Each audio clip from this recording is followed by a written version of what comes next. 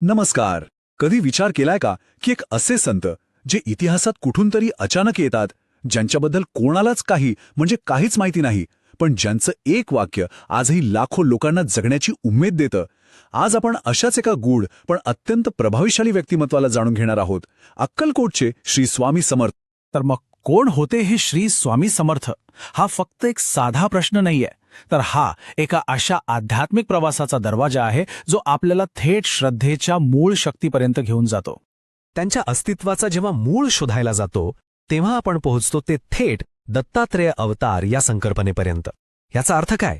तर ते फक्त एक संत नव्हते, तर ब्रह्मा, विष्णू आणि महेश म्हणजे ह्या सृष्टीच्या 3 मुख्य शक्तींचं ते एकवटलेलं रूप होते.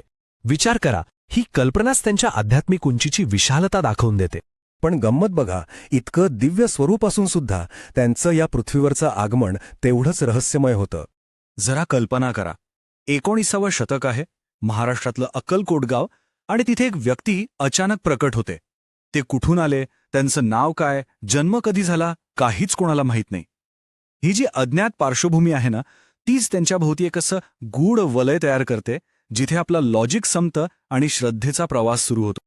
सुरुवातीला तर त्यांना पाहून कोणीही फसेल. अंगावर फाटके कपडे, विस्कटलेले केस.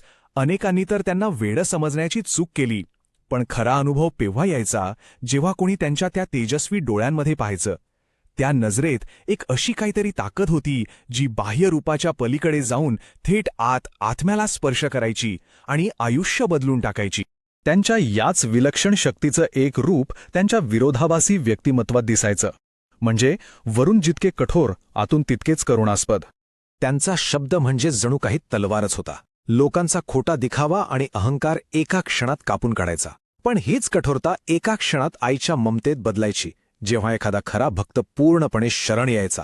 खरं तर त्यांचं कठोर बोलणं म्हणजे अहंकाराच्या कवचावर केलेला प्रहार होता, जेणेकरून आतमध्ये करुणेचा झरा पोचू शकेल. आणि त्यांच्या व्यक्तिमत्वाचा हाच दुहेरी स्वभाव त्यांच्या शिकवणीचा गाभा होता. आणि तो गाभा म्हणजे दुसरं तिसरं काहीही नसून केवळ आणि केवळ श्रद्धेची अफाट शक्ती. त्यांचं एक वाक्य त्यांच्या संपूर्ण तत्वज्ञानाचं सार सांगून जातं. ते म्हणायचे, मी चमत्कार नाही, मी विश्वास जागवतो. याचा अर्थच हा आहे की त्यांची खरी शक्ती बाहेरील जगात काहीतरी बदल घडवण्यात नव्हती, तर माणसाच्या आत श्रद्धा निर्माण करण्यात होती. कारण त्यांच्या शिकवणीनुसार या जगातला सगळ्यात मोठा चमत्कार कुठला असेल तर तो म्हणजे मनाचं परिवर्तन. बाहेरील परिस्थिती बदलणं कदाचित सोपं असेल, पण स्वतःच्या विचारांची दिशा बदलणं हीच तर खरी आध्यात्मिक क्रांती आहे. आणि हा बदल घडवण्यासाठी त्यांनी कुठलाही अवघड किंवा किचकट मार्ग सांगितला नाही. त्यांची शिकवण एकदम साधी होती. 1. गुरूवर पूर्ण विश्वास ठेवा. 2. स्वतःच्या मीपणाचा त्याग करा. आणि 3. आपलं रोजचं काम करतानाही त्या शक्तीचं स्मरण ठेवा. म्हणजे अध्यात्म म्हणजे काहीतरी वेगळं करणं नाही, तर जे करतोय ते वेगळ्या भावनेने करणं आहे. इतकं सोपं. आणि या सगळ्या श्रद्धेचं सर्वात शक्तिशाली रूप म्हणजे त्यांचं ते एक आश्वासन, भिऊ नकोस, मी तुझ्या पाठीशी आहे. ही फक्त अक्षरं नाहीत, हा एक अनुभव आहे. हे वाक्य तेव्हाही लोकांना धीर देत होतं आणि आजही लाखो लोकांना त्यांच्या सर्वात कठीण काळातून बाहेर काढतं. पण ज्यांची शिकवणच काळाच्या पलीकडची आहे, त्यांचं अस्तित्व देहाच्या बंधनात कसं बरं अडकून राहील? म्हणूनच त्यांच्या महासमाधीनंतर त्यांचा खरा अमर वारसा सुरू झाला. त्यांच्या ज्ञात आयुष्याचा पट पाहिला तर तो काही दशकांचाच होता. 19व्या शतकात ते अक्कलकोटमध्ये प्रकट झाले. त्यानंतर काही दशक त्यांनी अगणित लोकांच्या आयुष्यात आशेचा दिवा लावला आणि साधारणपणे 1878मध्ये त्यांनी आपला देह ठेवला, ज्याला महासमाधी असं म्हणतात. हा होता त्यांच्या शारीरिक प्रवासाचा शेवट.